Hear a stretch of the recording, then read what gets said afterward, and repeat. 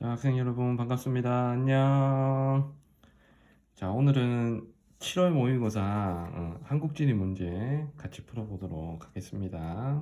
결과에 너무 연연하지 마시고 자, 오답을 선생님 풀이를 보시면서 잘 체크해 주시기 바랍니다. 우리 수능 가서는 꼭 만점 받을 수 있도록 또 남은 기간 열심히 하도록 해요. 자, 먼저 1번 문제부터 보겠습니다. 자, 각도를 좀 맞추고요. 자, 이렇게 하면 잘 보이시겠죠? 자, 1번부터 보겠습니다. 자, 자료는 한국지리 수업 시간에 학생이 정리한 내용의 일부이다. 자, 이에 대한 옳은 설명만을 보기 위해서 고른 것. 자, 문제는 되게 쉬워요. 자, 먼저 가가 도심으로부터 거리가 가깝고 지대가 높은 곳이니까 당연히 가가 도심이 될 거고요. 그다음에 나는 외곽에 주거 단지가 되겠죠. 자, 그러면 바로 기억으로 갑니다. 자, 기억 접근성은 나가 가 지역보다 높다. 접근성은 당연히 도심 가가 더 높아야 되는 거죠. 자, 기억이 틀렸고요. 자, 니은의 사례로 공장, 학교 등이 해당된다. 자, 이심 현상이라는 게 도심에서 빠져나가는 현상을 말합니다. 자, 공장, 학교 같은 것들은 자, 도심의 높은 땅값을 내기가 너무 어렵죠. 이걸 우리가 뭐라 그랬다? 자, 지대를 낼 수 있는 능력, 지대 지불 능력이 낮기 때문에 자, 도심에 입지할 수 없고 외곽으로 빠져나온다 그랬죠. 이런 현상을 니은, 이심 현상이라고 했습니다. 그래서 니은이 맞는 설명이고요. 자, 디귿에 가는 나 지역보다 주간 인구 지수가 높다. 자, 주간 인구 지수 어떻게 계산하는지 다 아시겠지만 자, 밑에 식을 한번 써볼게요. 주간 인구 지수는 분모의 상주 인구, 자, 분자의 주간 인구 곱하기 100 하는 값을 우리가 주간 인구 지수라고 합니다. 자, 아직도 이 식을 모르면 자, 내년에 다시 볼 수도 있어요. 자, 열심히 하셔야 됩니다. 자, 주간 인구 지수가 높다. 그러니까 도심이 당연히 외곽보다 주간 인구 지수가 높은 거죠. 자, 왜냐하면 도심은 분모의 상주 인구는 적은데 주간에 일하러 들어오거나 쇼핑하러 들어오거나 하는 주간에 돌아다니는 인구도 많잖아. 그래서 주간 인구 지수는 당연히 도심이 더 높게 됩니다. 자, 디귿이 맞고요. 자, 리을에 자, 나는 가보다 생산자 서비스업의 집중도가 높다. 자, 생산자 서비스업은 서비스업 중에 자, 기업에게 제공하는 서비스를 생산자 서비스라고 했죠. 뭐 광고 회사라든가 뭐 법률, 뭐 로펌, 뭐 세무, 회계, 뭐 금융, 증권, 뭐 이런 서비스업들을 생산자 서비스업이라고 했습니다.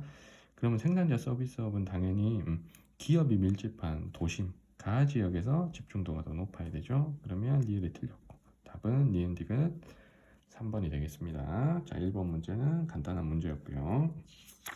자, 2번은 애국심 함양 문제입니다. 자, 지도에 표시된 A, B에 대한 설명을 옳지 않은 것. 자, 독도가 옛날에 어떻게 표기되어 있는지에 대한 자료, 그리고 우리 동해 바다를 이스트 C라고 적혀 있던 옛날의 지도를 지금 가지고 독도와 동해에 대한 설명을 중에 뭐 맞는 거 틀리는 거 고르는 문제입니다.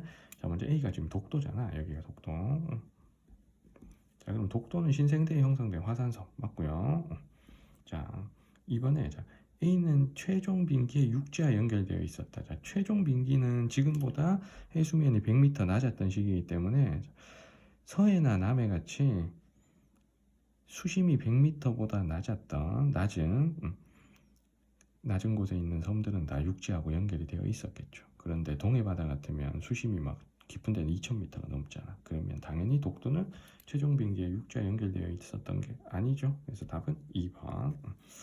자, 3번에 A는 우리나라에서 일출 시각이 가장 이른 게 제일 동쪽에 있어서 당연한 거고요. 자, B의 명칭은 당연히 이제 일본에 보다 먼저 사용되었다. 당연히 이게 맞으니까 C 오브 재팬 쓰면 안 되고 이스트 C라고 영문에도 표기해야 되는 겁니다. 자, 5번에 B의 우리나라 동해안은 0에 설정 시 대부분 통상기선을 적용한다. 자, 통상기선은 그냥 바다와 육지가 만나는 자, 최저 조이선에서 바깥쪽으로 12L을 0으로 설정하는 일반적인 방식이 되겠죠. 그래서 섬이 많지 않은 동해는 통상기선을 적용하게 됩니다. 그래서 5번도 맞으니까 답은 2번입니다. 자, 3번 갑니다. 자, 3번은 풀어줄까 고민했지만 그래도 해설 강의니만큼 제가 일일이 풀어드릴게요. 약간 여러분들 초딩 취급하는 것 같아서 좀 미안하긴 한데 그래도 이게 간단한 계산 문제니까 지리랑 전혀 상관없는 간단한 계산 문제니까 그래도 제가 한번 풀어드리도록 할게요.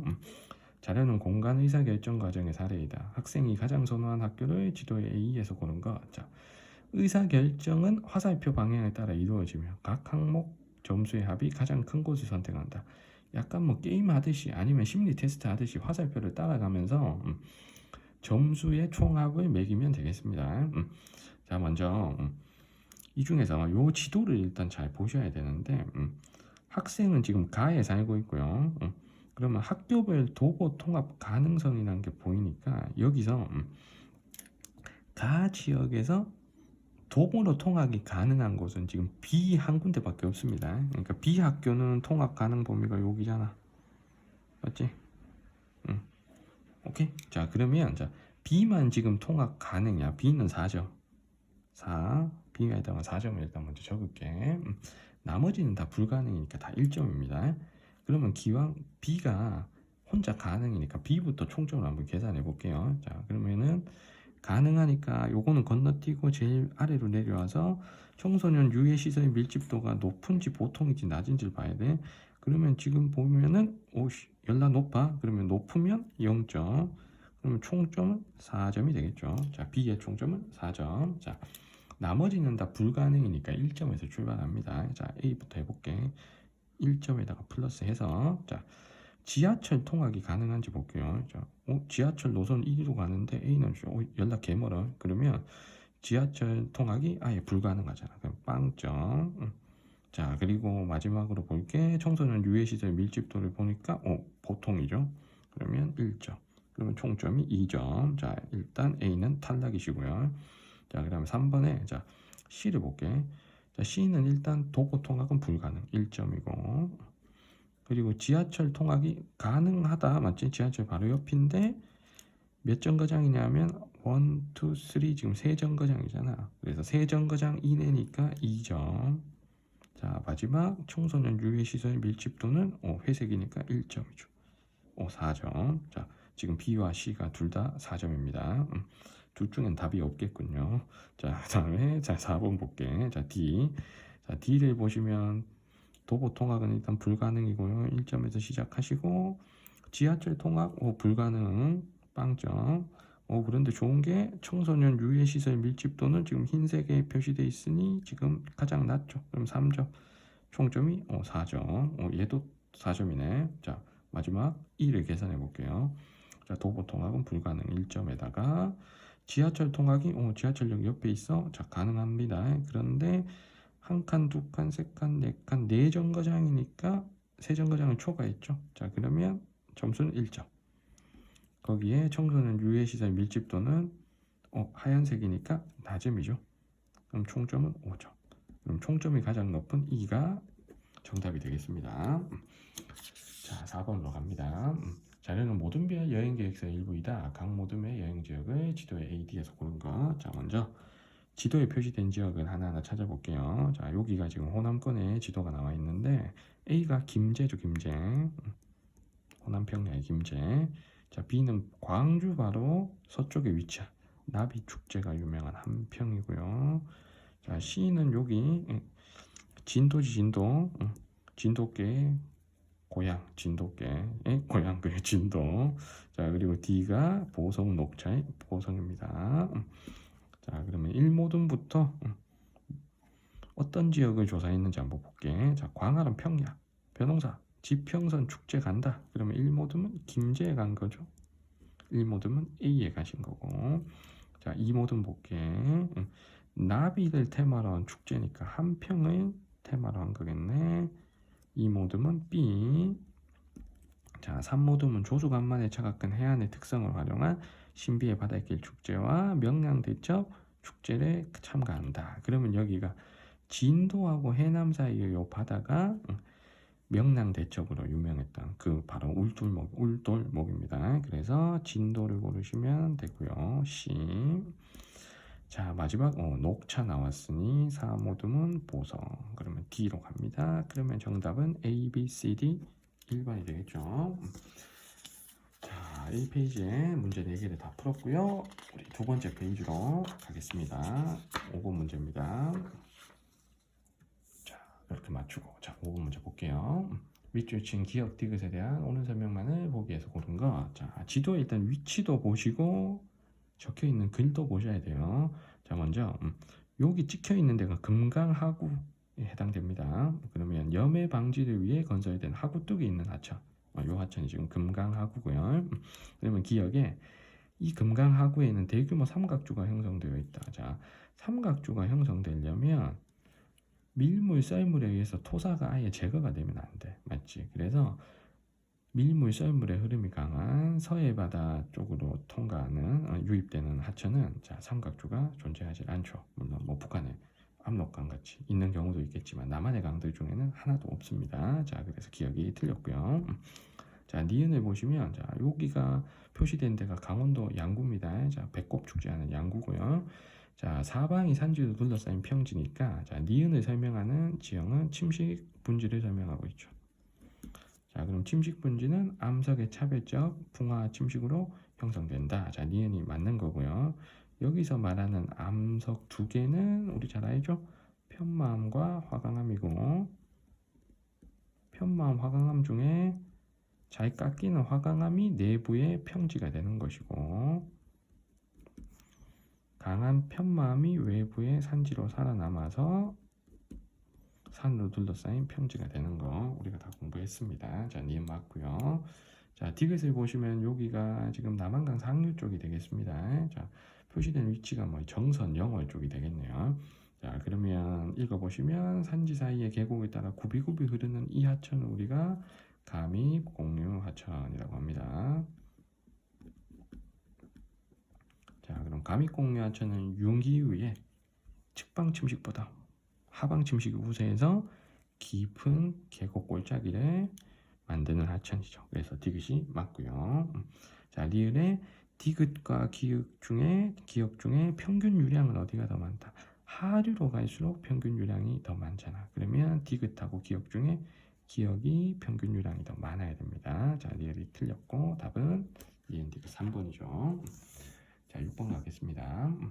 위성사진에 표시된 AD에 대한 설명을 옳은 것. 자, 여기가 지금 보시면 툭 튀어나온 돌출부에 해당되잖아. 그래서 여기에 발달할 수 있는 지형은 해시계 같은 암석해안에 해당되는 침식 지형들이 발달합니다.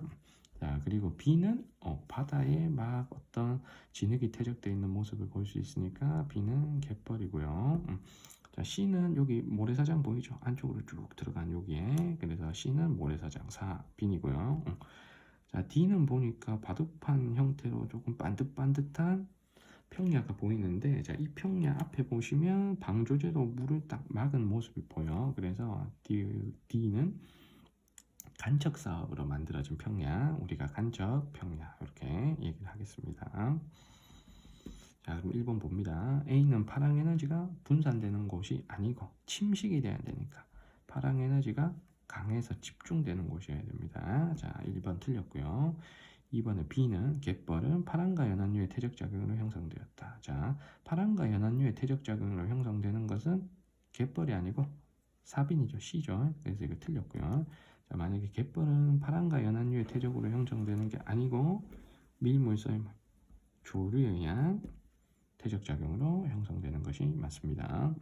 자, 그리고 3번 집안의 융기로 형성된 평탄면이 C. 자, 우리 해안가에서 집안의 융기로 형성된 평탄면이 절벽 위에 형성되는 평평한 면이 해안 당구를 설명하는 거죠. 사빈을 설명하는 게 아니니까. 자, 3번 틀렸고요. 자, 4번에 D 간척 평야는 당연히 갯벌이 발달한 서해안에서 더 넓게 조성이 됩니다. 자, 그래서 동해안이 더 넓게 조성된다 하니까 4번 틀렸고요. 자, 5번에 자, C가 사빈이면 자, 퇴적물의 입자는 모래가 되고 자, 갯벌은 진흙이나 점토로 구성되어 있잖아. 그러면 퇴적물의 평균 입자 크기는 모래로 구성된 사빈이 더 크다 하는 5번의 설명이 정답이 되겠습니다. 자, 7번 갑니다. 그래프는 남북한 에너지 현황을 나타낸 것이다. 이에 대한 설명으로 옳은 것은 자, 가다는 수력, 원자력, 화력 중 하나이고 A에서 C는 석탄, 수력, 천연가스 중 하나라고 합니다. 자, 남한, 북한 중에 우리가 하나만 확실하게 알면 뭐 가나다 A, B, C를 고르는 데는 뭐 전혀 지장이 없습니다. 자, 먼저 우리가 친구들이 남한을 잘 알 거니까 남한을 기준으로 문제를 풀어볼게요. 자, 먼저 가는 자 남한의 발전량에서 가장 많이 차지하는 게 당연히 석탄, 천연가스를 사용해서 전기를 만드는 화력 발전이죠. 그래서 가가 화력, 그리고 나가 두 번째로 많은 원자력이 되고 가장 적은 다가 수력 발전. 이렇게 찾아줍니다. 자, 그러면 북한에서는 수력, 화력 이제 두 개만 거의 사용하죠. 자, 원자력은 우라늄 같이 핵폭탄 사용하는 재료니까 북한에게는 이거 위험한 물질 수출 안 한다 했습니다. 그래서 북한은 원자력은 전혀 사용하지를 못합니다.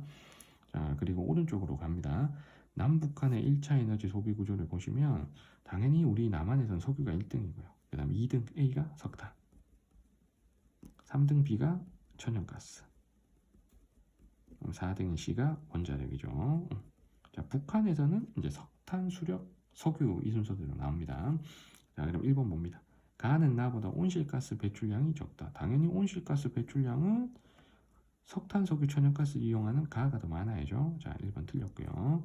자, 2번에 나는 원자력은 C를 발전으로 C를 발전 에너지원으로 사용한다. 자, 나가 원자력이고 지금 C가 원자력이니까 자, 이게 맞는 거죠. 아니지 잠깐만. 자, 잠깐만 죄송합니다. 자, 여기서 위에가 지금 C가 쌤이 잘못 봤어. 원자력은 지금 이거 써줬고 C가 지금 수력이죠. 수력. 죄송합니다. 그다음 북한에서 두 번째로 많이 사용하니까 수력이니까 이게 수력이에요. 자, 제가 원자력을 못 봤습니다. 죄송합니다. 자, 그러면 2번에 어쨌든 답이 2번이 아닌데 내가 왜 이랬지? 자, 죄송해요. 자, 늦은 밤에 이렇게 찍다 보면 항상 뇌가 정지되는 상황이 벌어질 수가 있습니다. 죄송해요. 자, 나는 C를 발전 에너지로 사용한다. 그럼 이게 잘못된 거지? C가 수력이고 나가 원자력이니까. 자, 그리고 3번 볼게. 다는 가보다 입지의 자연적 제약이 작다. 자, 수력하고 화력 중에 입지 제약은 화력이 작고 수력이 큰 거죠. 자, 그러면 3번이 지금 틀린 거고요. 자, 4번에 A는 북한이 남한보다 수입 의존도가 높다. 자, 석탄은 남한이 수입 의존도가 높죠. 북한은 뭐 자체 생산해서 소비를 하니까. 자, 4번 틀렸고요. 자, 5번에 남한에서 B는 가의 연료로 사용한다. 남한에서 천연가스는 화력의 원료로 사용되니까 답은 5번이 되겠습니다. 자, 8번으로 갑니다. 그래프는 지도에 표시된 세 지역의 기후 자료이다. 가다 지역에 대한 옳은 설명만을 보기에서 고른 것은 자, 표시된 세 지역을 먼저 볼게요. 자, 여기가 지금 북한의 평양이고요. 평양 혹은 뭐 남포, 뭐 여기가 관서에 좀 비가 적은 지역이라고 생각하시면 될 것 같고요. 자, 그리고 여기는 서울이고 여기는 대관령이잖아. 그러면 이 중에서 일단 강수량이 제일 많은 데를 먼저 골라볼게요. 여기 지금 상대값이니까 어쨌든 상대 순서만 보면 돼. 그러면 나가 대관령이 되겠네. 대관령이 국내에서 비가 엄청 많은 선생님이 강조한 세 지역 중에 하나잖아. 그러니까 이 중에서 강수량으로 대관령을 이길 자는 없어요. 자, 그리고 나머지 두 개도 그냥 강수량으로 골라버려도 되겠네. 여기가 대동강 하류의 소우시니까 강수량 제일 적은 달을 이렇게 표시하시고 남는 가를 서울로 표시하시면 되겠습니다. 물론 평양과 서울은 기온으로 푸셔도 상관없습니다. 자, 그럼 기억으로 갑니다. 가는 나보다 해발고도가 높다. 당연히 대관령 나가 높아야 되고요. 자, 니은의 나는 다보다 겨울철 강수량이 많다. 대관령이 눈이 많이 오니까 당연히 겨울 강수량이 많겠지. 자, 디귿에 다는 가보다 봄꽃의 개화 시기가 이르다. 봄꽃의 개화 시기는 남쪽 따뜻한 곳에서 빨리 피는 거죠. 다가 빨리 피면 안 되겠지. 자, 디귿 틀렸고. 자, 리을의 가 나는 남한, 다는 북한에 위치한다. 자, 맞으니까 정답은 4번. 자, 9번 갈게요.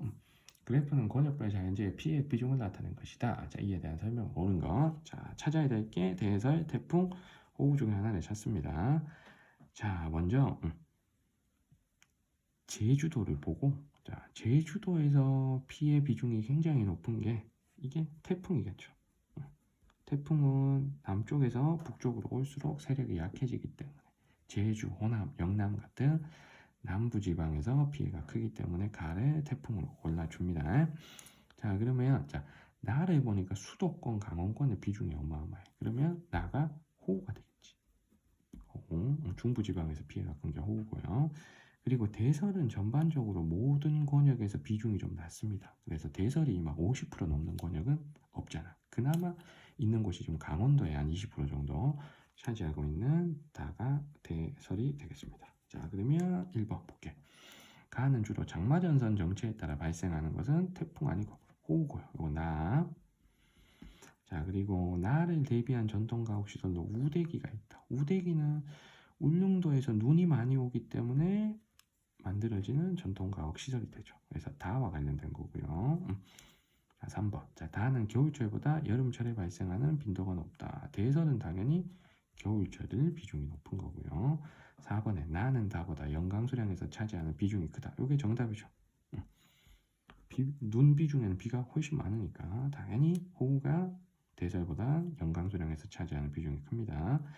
자, 5번에 연평균 피해 규모는 대설이 제일 작습니다. 자, 그리고 태풍 호우 중엔 누가 1등인지 뭐 연도마다 다르니까 알 수는 없고요. 일단 셋 중에서 대설 피해액이 제일 작다는 것만 아셔도 돼요. 자, 답은 4번이고요. 자, 10번 갑니다. 지도에 표시된 A, 지역의 특성을 고려한 탐구 주제로 적절하지 않은 것. 자, 충청권의 지도가 나와 있고요. 지도에 있는 지역들을 한번 찾아볼게요. 자, 먼저 A가 여기 제일 끝이 태안이고 태안부터 태안, 서산, 당진. 그러니까 A는 당진이지. 자, B는 두 군데 표시돼 있어. 자, 먼저 왼쪽이 홍성, 오른쪽이 예산, 홍성 예산 지역. 자, C가 이제 공주죠. 공주. 자, 그리고 D는 조금 생소할 수 있는데 여기가 충북 영동이라는 곳입니다. 자, E는 충주죠. 그래서 아마 D 빼고는 나머지 지역들은 공부하면 다 알 수 있는 지역들입니다. 자, 먼저 1번 볼게요. 당진 제철공업 이거 맞잖아. 그래서 자, 이거 1번 맞고요. 그래서 충청권의 주요 공업 도시들은 다 알고 있어야 됩니다. 자, 서산의 정유 석유화학, 당진의 제철, 아산의 자동차 전자, 천안의 전자, 그리고 청주의 전자산업과 그리고 생명공학, 뭐 바이오 의료기기 산업까지 알고 계시면 돼요. 자, 그리고 2번에 홍성 예산은 자, 도청 이전에 따른 지역 경관의 변화. 이것도 맞죠. 그래서 대전에 있던 도청을 홍성 예산 가운데 있는 내포 신도시라는 데로 충남 도청이 이전을 했잖아요. 자, 그래서 2번 맞고. 자, 3번에 자, 시공주는 세계문화유산 지정에 따른 관광산업이 발달한다. 이것도 맞죠. 그래서 공주하고 부여하고 백제시대 유적지들이 세계문화유산으로 지정이 되었습니다. 자, 그리고 D가 충북 영동인데, 자, 우리가 안 배우고 되게 이름 모를 생소할 것들은 그냥 별로 유명할 게 없는 조금 시골이란 얘기잖아. 근데 여기가 생명과학 분야의 뭐 산업 구조가 뭐 고도화된다 이런 설명이 나오니까 이건 무조건 틀린 거죠. 자, 그래서 이 지역에서 생명과학과 관련된 도시가 딱 하나 있잖아. 청주. 그래서 청주는 생명공학, 바이오, 의료기기 산업 이런 것들이 발달하죠. 그래서 청주의 위치는 지금 여기입니다. 여기가 청주죠. 자, 그래서 4번이 틀렸으니까 답은 4번. 자, 5번에 충주는 기업 도시로 성적돼 있다. 자, 이것도 맞는 거죠. 그래서 정답은 4번이 되겠습니다. 자, 우리 세 번째 페이지로 갈게요. 11번 문제입니다. 그래프는 주요 제조업의 시도별 출하액 비중을 상위 3개 지역만 나타낸 것이다. 가나 제조업에 대한 설명으로 옳은 것은 자, 단 1차 금속, 섬유, 자동차, 화학은 석유화학을 뜻하죠. 자, 요것 중에 고르랍니다. 자, 먼저 가를 보시면 경기도가 1등인데 대구, 경북이 2, 3등으로 나왔어. 그럼 이거 무조건 대구가 끼면 섬유죠.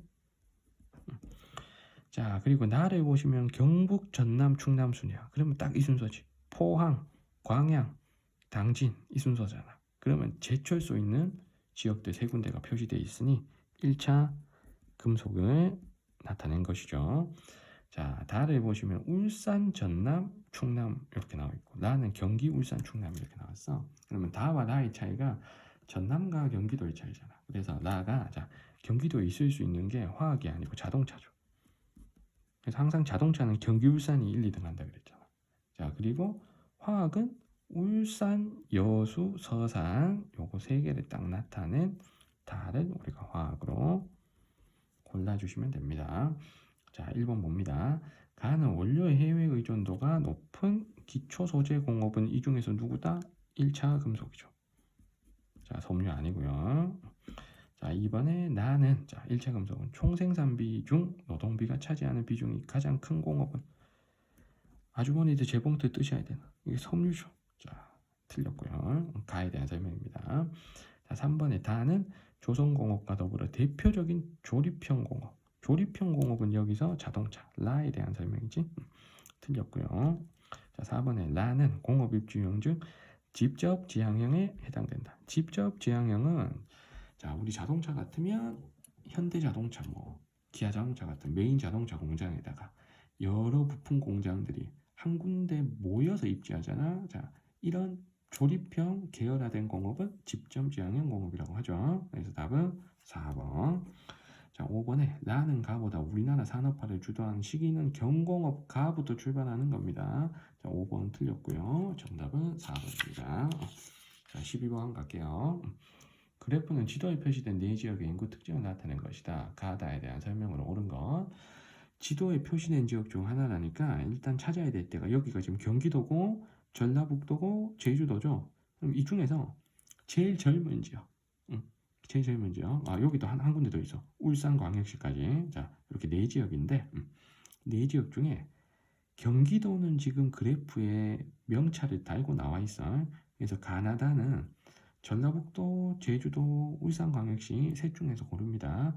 그럼 이 중에서 가가 노년부양비 제일 낮고 총부양비 제일 낮다는 건, 자, 노년층 비중도 낮고 청장년 비중 좀 높다는 소리잖아. 제일 젊은 지역이야. 그러면 여기가 울산이죠.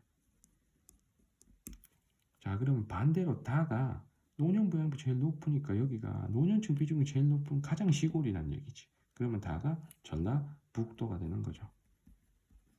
자, 그러면 나는 그냥 남는 제주도. 이렇게 연결하십니다. 자, 1번부터 갈게요. 자, 가는 울산은 영남권에 있는 거지. 자, 그래서 1번 틀렸고요. 자, 이거 고쳐보면 울산은 영남권, 다가 전라북도니까 다는 호남권. 이렇게 해야 맞지? 2번 갑니다. 가는 나보다 1차 산업 종사자 비중이 크다. 자, 울산 같은 도시가 1차 산업 종사자 비중이 제주도에 비해서 높을 수가 없죠. 자, 2번 틀렸고. 자, 3번에 나는 다보다 청장년층 인구 비중이 크다. 자, 청장년층 인구 비중은 이 그래프에서 그냥 시력 테스트로 확인할 수 있는 거예요. 자, 청장년층 비중은 총부양비의 반대값으로 나타나잖아. 그래서 나하고 다 중에 총부양비가 낮은 나가 청장년 인구 비중이 더 큰 거죠. 그래서 답은 3번. 자, 4번에 다는 가보다 노령화 지수가 낮다. 다 가 중에 어디가 노령화 지수가 높겠어? 다가 더 높겠지. 틀렸고요. 자, 그리고 성비는, 자, 중화공업이 발달한 울산에서 가장 높습니다. 성비가 높다는 게 여자보다 남자가 많다는 뜻이니까. 자, 그래서 성비가 가장 높은 곳은 이 중에서 가가 돼야 되겠죠. 자, 답은 3번입니다. 13번 갈게요. 그래프는 지도에 표시된 세 지역의 인구 현황을 나타낸 것이다. 자, 이에 대한 설명으로 옳지 않은 것. 자, A, B는 각각 상주 인구와 외국인 수 중에 하나라 그랬어요.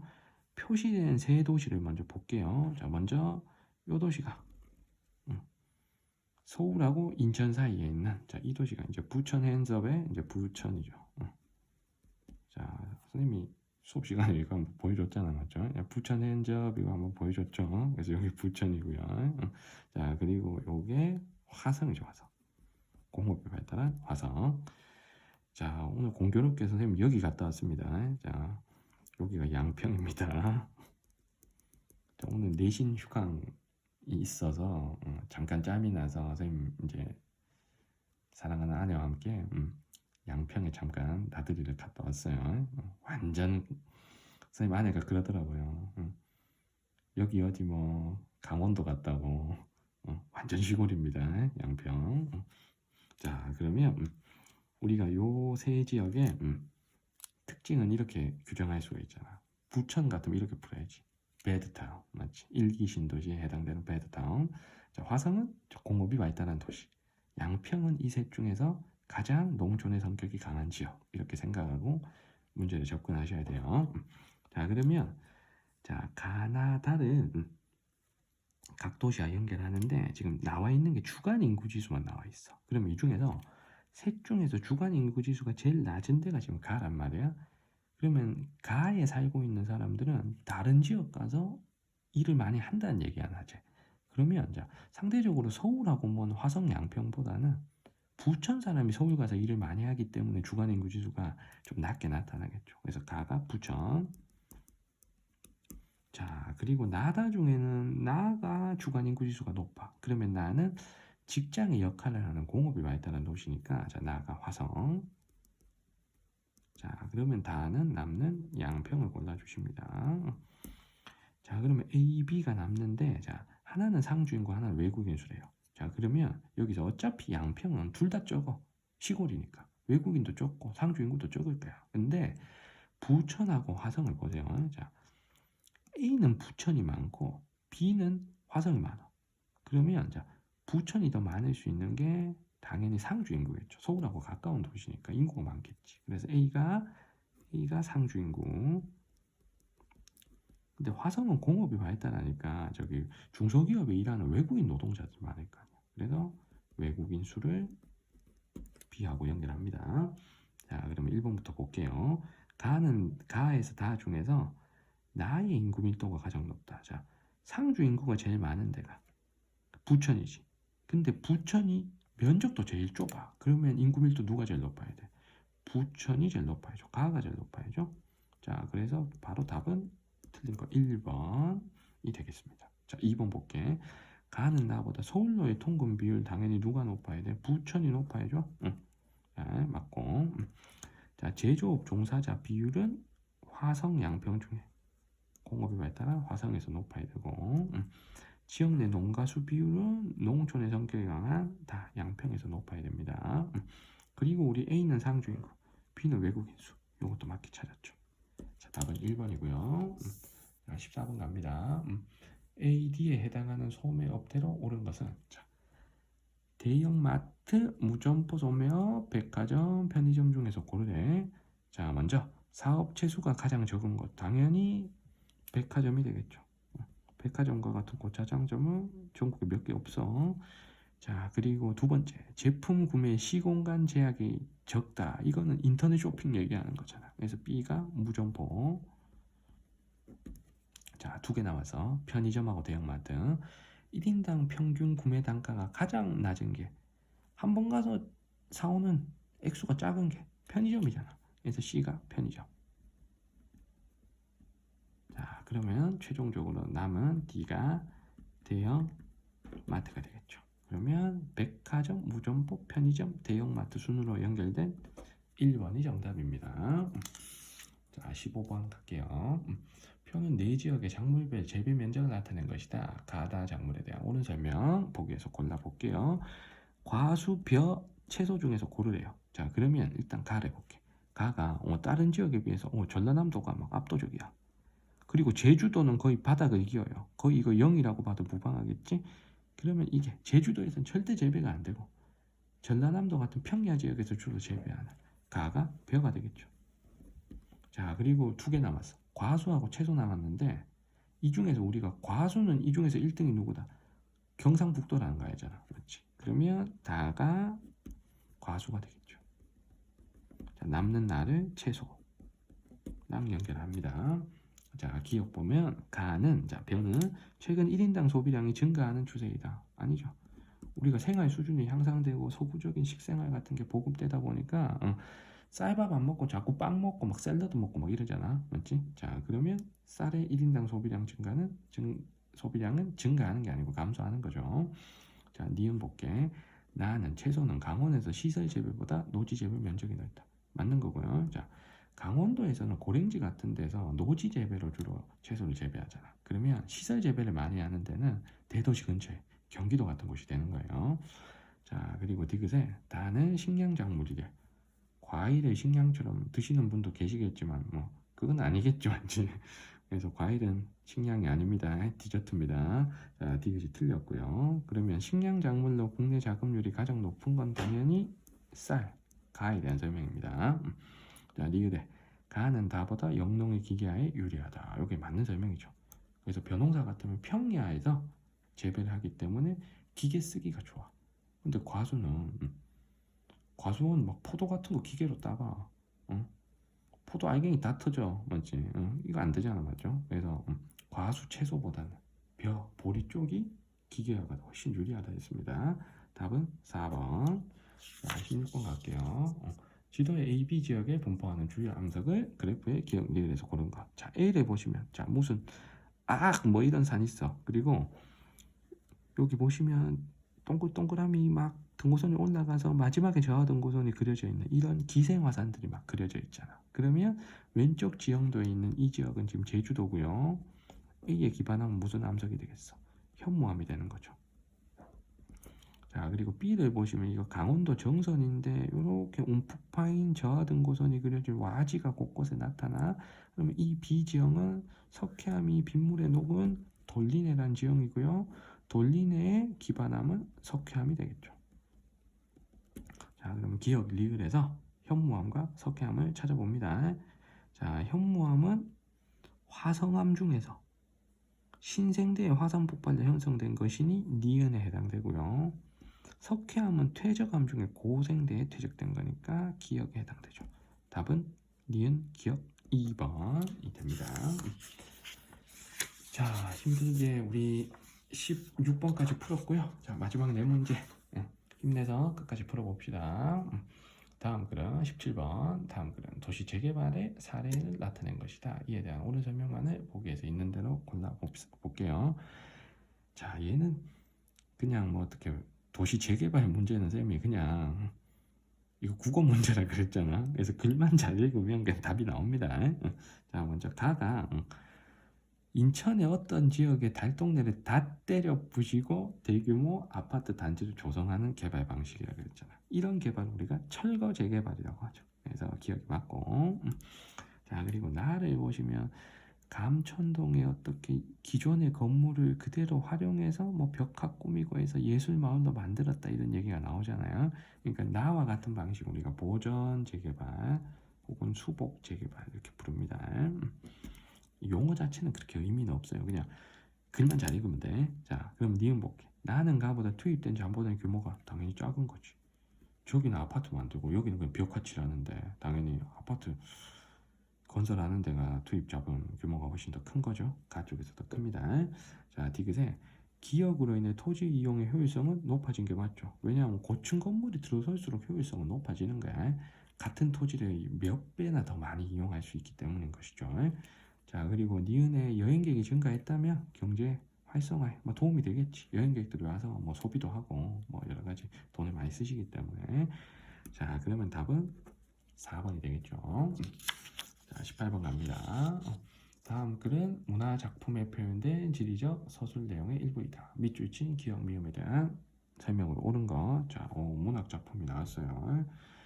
이거는 근데 국어처럼 풀면 안 됩니다. 자, 지리적 상식이 있어야 우리 공부한 개념이 있어야 문제를 풀 수 있어요. 자, 먼저 글을 한번 읽어볼게. 북위 42도와 한류의 냉대에서 여기서 말하는 한류가 뭐 BTS의 한류 열풍구가 아니라 그랬어. 자, 차가운 바닷물이라 그랬다. 차가운 바닷물. 자, 러시아 쪽에서 흘러내려오는 북한의 동해안에 영향을 주는 한류 차가운 바닷물을 뜻합니다. 자, 한류의 냉대에서는 자, 기억을 보시면 봄은 3월이 아니라 6월부터 시작된다. 봄이 좀 늦게 시작된다는 게 한류의 영향으로 기온이 좀 낮다는 거잖아. 기본 기온이 낮다는 거잖아. 근데 1번에 보시면 기억의 이유는 꽃샘추위 때문이다. 이거는 잘못된 거죠. 꽃샘추위는 이미 봄이 찾아왔는데도 추운 왔는데 다시 추위가 찾아오는 현상이잖아. 시베리아 기단이 기습컴백 해가지고 봄이지만 갑자기 추운 현상을 꽃샘추위라 그랬지. 근데 글을 읽어보면 아직 봄이 안 왔대잖아. 맞죠? 그러면 일단 1번은 틀린 거죠. 자, 그리고 니은에 보시면 안개 끼는 날이 많다. 자, 여기가 자 한류의 냉대라고 하니까 지금 선생님이 표시한 약간 국어쌤 빙의해가지고 요거 한번 해볼게. 자, 요렇게 문단 나눠봐. 이렇게 그러니까 여기까지는 지금 북한의 동해안, 지금 관북 해안 지역을 지금 설명하고 있는 겁니다. 자, 그러면 관북 해안 지역에 안개 끼는 건 누구 때문이다? 요거 때문이죠. 한류 때문이다. 자, 이게 맞는 거죠. 그래서 정답은 2번. 자, 그리고 요 첫 번째 글에서 다시 이렇게 문단 나눠봐. 이렇게 문단 나눠봐. 여기에서 여기까지는 북방의 또 고원지대. 그러면 두 번째 선생님이 끊어놓은 단락 끊어놓은 이 부분은 개마공원 지역을 지금 얘기하는 거죠.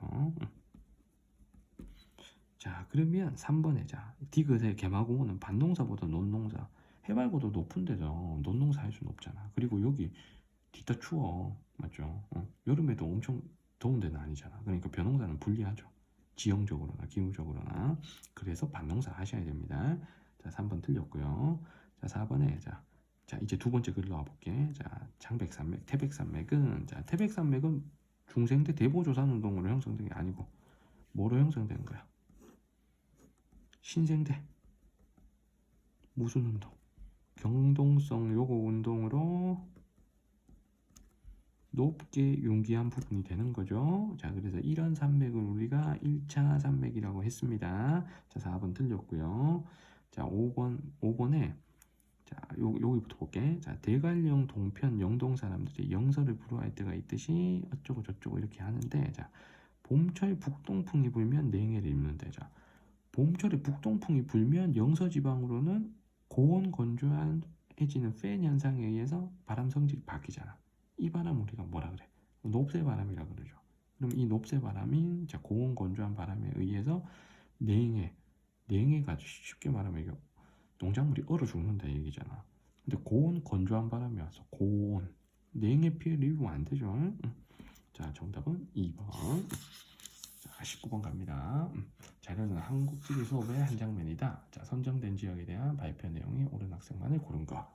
자, 먼저 첫 번째 갑이 선정한 데 볼게. 여기가 지금 춘천이죠. 자, 춘천, 수도권과 전철이 연결되어 있다. 맞고요. 경춘선. 그리고 호반의 도시, 호수 많고, 남이섬, 닭갈비, 맞는 설명이죠. 자, 그리고 을이 간 데가 지금 평창인데, 평창에서 탈춤 추면 안 되지, 맞죠? 물론 출 수는 있어. 근데 탈춤, 동족촌, 그리고 세계문화유산으로 지정된 전통마을이 있는 곳은 안동을 설명하고 있는 거죠. 안동 하회마을 하회탈 이걸 설명하니까 자, 을은 지금 틀린 거고요. 자, 병이 간 곳이 평창 아래 지금 정선인데 동계올림픽 개최지였으며 양떼 목장과 풍력발전단지를 볼 수 있는 이곳은 어디? 강원도 평창이죠. 그래서 여기 지금 병은 틀린 건데 요 문제는 좀 애매한 게 정선에서도 동계올림픽 했어요. 실제는 약간 이게 TMI이긴 한데 정선에 하이원 리조트라고 겁나 가파른 스키장 있어. 거기서 스키 경기는 했다고. 알파인 스키 경기를. 그러니까 평창 올림픽이 모든 경기가 다 평창에서 하는 건 아닙니다. 피겨스케이팅이나 쇼트트랙, 컬링 이런 실내 경기들 있죠. 실내 경기는 강릉에서 했어. 강릉. 그러니까 강릉, 평창, 정선, 태백 일대에서 다 하긴 한 건데 요거는 약간 오해의 소지가 좀 있을 수 있을 것 같아요.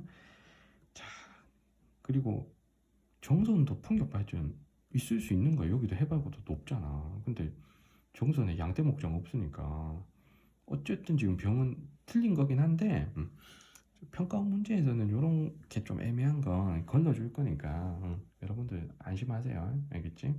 하이원 스키장 갔다 온 친구들은 이거 오해할 수 있잖아. 맞죠? 안 그러면 어쨌든 다른 보기에서 정답 나오니까 걱정 안 해도 돼. 알겠지? 자, 그럼 정 볼게. 여기가 지금 원자력 발전소 있는 울진이잖아. 울진. 자, 울진도 강원도 남부에 가까운 데니까 요거 있는 거예요. 석회동굴. 자, 그리고 명품 숲으로 지정된 금강소나무길이 있다. 자, 요게 정이 맞는 설명이죠. 그래서 금강소나무길이라는 게 울진에 있는 해수욕장들이 있지. 해수욕장 뒤쪽에 사고에 있는 소나무길 뭐 이런 것도 해당될 수 있는 거야. 맞죠? 그래서 정이 맞는 거고요. 자, 그리고 무가 간 데가 지금 안동인데 한반도 모양을 휘돌아 나가는 조양강의 아름다운 비경과 레이바이크를 즐길 수 있는 곳이 자, 이 중에서는 지금 정선이죠, 정선. 자, 그래서 무도 틀렸습니다. 그래서 한반도 지형 하면 우리가 주로 영월만 떠올리잖아. 근데 선생님이 수업 시간에 그 하안당구 감익공유하천 하면서 사진 보여준 데가 한반도 지형 말고도 거기 영월 한반도 지형보다는 조금 좀 디테일이 좀 부족하긴 한데 정선에도 한반도 지형이라고 불리는 데가 있어요. 그 병방치라는 데가 있는데 거기에 선생님이 거기서 찍은 사진도 보여줬고 선생님이 거기서 짚라인 탔다 그랬잖아. 맞죠? 짚라인. 그래서 저기 조양강 맞은편에 급경사의 산에서 조양강 아래쪽까지 하안 당구까지 그냥 거의 한 1분 만에 그냥 해발 고도를 한 300m 이상 내려오는 엄청난 짚라인이 있습니다. 그거 나중에 한번 타보시고요. 그리고 정선에는 과거에 이게 폐탄강촌이었으니까 산업철도를 옛날에 이용했던 산업철도가 폐선이 되면서 그 산업철도 위에 자전거를 놓고 관광객들이 주변 경치를 보면서 자전거를 타게 만든 요 레일바이크라는 관광시설이 있다. 이것도 우리 탄광촌과 관련된 공부를 할 때 같이 공부를 한 거죠. 그래서 어쨌든 여기서 답은 갑죠. 2번 고르시면 됩니다. 자, 20번 갈게요. 자, 지도는 영남권의 도시 인구와 교통량을 나타낸 것이다. 이에 대한 옳은 설명만을 보기에서 고른 거. 자, 가나는 고속국도, 철도 중에 하나래. 자, 그러면 먼저 이 중에서 우리가 고속도로는 좀 워낙 많기 때문에 모든 고속도로를 다 알 수는 없어. 근데 철도라는 건 자, 우리가 간선철도망 정도는 알고 있잖아. 그러면 나가 이게 철도야, 철도. 나가 철도. 그리고 가가 고속국도. 아니, 철도는 자 영남권 같으면 자 대구, 부산을 중심으로 철도가 놓여 있겠지, 알지? 근데 고속국도 같으면 더 좀 시골 지역까지 좀 촘촘하게 좀 뻗어 있다 이렇게 좀 생각해 주시면 될 것 같아요. 자, 그리고 A, B, C는 인구 규모로 지금 도시를 표현한 거니까 A 쪽이 대도시, C 쪽이 소도시, 또 B는 중간이다 이렇게 생각하시고 문제를 풀어주시면 돼요. 자, 먼저 기억을 봅니다. A는 모두 광역시에 해당된다. A가 인구 100만 명 이상 도시들이잖아. 그러면 표시되는 데를 볼게. 이거 안 표시해줘도 여러분들 다 아셔야 돼요. 영남권의 100만 이상 도시. 자, 먼저 부산 있고요. 여기가 부산. 그다음에 여기 대구, 여기가 울산, 여기가 창원. 이렇게 네 도시지. 그럼 네 도시가 모두 광역시인가? 아니죠. 창원은 광역시가 아니죠. 자, 그래서 기억이 틀렸고. 자, 니은에 A는 B보다 도시의 교외화 현상이 뚜렷하다. 교외화 현상이라는 게 자, 도시의 과밀한 문제로 인해서, 그러니까 대도시의 지나친 혼자, 지나친 집값 상승, 아파트값 상승, 교통 혼자, 환경 문제 이런 것들로 인해서 대도시의 인구가 주변 지역으로 빠져나가는 현상을 교외화 현상이라고 합니다. 그러면 전국에서 당연히 교외화 현상이 제일 심한 도시는 당연히 서울인 거죠. 경기도에 계시는 수많은 분들, 뭐 저를 비롯해서 다 교외화로 지금 그곳에 사시는 겁니다. 맞지? 내가 교회화의 상징이라 그랬잖아. 맞죠? 자, 그러면 어쨌든 교회화는 A하고 B 중에 대도시인 A에서도 뚜렷한 겁니다. 자, 니은 맞고요. 자, 디귿에 C는 A보다 다양한 중심 기능을 보유한다. 인구가 많은 도시가 더 다양한 기능을 보유하죠. 자, 그러면 디귿 틀렸고. 자, 리을에 가는 나보다 도시 간 연결성이 우수하다. 아, 이거는 고속국도 철도를 못 찾아도 그냥 지도에 표시되어 있는 라인만 봐도 될 것 같아. 가가 조금 더 이 지역을 조금 더 촘촘하게 더 많이 연결하잖아. 그러면 가가 도시간 연결성이 더 우수하다 하는 걸 눈으로 여러분들 확인해 주셔서 풀어주셔도 될 거예요. 쌤이 수능은 시력 테스트라고 많이 얘기하잖아. 맞죠? 자료 속에 답이 있는 것들도 우리 수능 문제 풀었을 때도 엄청 많죠. 맞죠? 그래서 답은 어쨌든 4번이 되겠습니다. 자, 선생님과 같이 50분 동안 약 거의 한 50분 동안 7월 모의고사 문제를 풀었는데요. 문제가 뭐 엄청 어렵지는 않습니다. 이번 원래 모의고사들이 뭐 3월부터 지금까지 어려운 모의고사가 없어요. 코로나라고 여러분들 공부 못해서 공부 많이 못한 것 같아서 난이도를 좀 쉽게 좀 해줬나 봐. 이러다가 수능 가서 그냥 얻어 터질 수 있어. 그러니까 여러분들 너무 방심하지 마시고 일단 틀린 거 있으면 선생님 해설 잘 보시면서 오답 체킹 잘 해주시고 자 그리고 어쨌든 결판은 수능 한 방에 나는 거니까 조금씩이라도 우리 잘하는 친구들 특히 조금씩이라도 매일매일 좀 봐주셨으면 좋겠고 아직 좀 부족한 친구들은 지금 다른 거 할 때 아니고 기본 개념을 다시 한번 보면서 철저히 기본 개념 학습을 하셔야 됩니다. 그래서 일단 한 2등급까지 정도는 끌어올리셔야 돼요. 그 다음에 어떤 심화 문제풀이 실전 모의고사가 들어가는 거지. 자 여러분들 어쨌든 고생 많이 하셨고요. 자 우리는 또 다음 영상에서 또 뵙도록 하겠습니다. 자 여러분들 구독과 좋아요 한번 눌러주세요. 제발요. 자 다음에 봅시다. 안녕.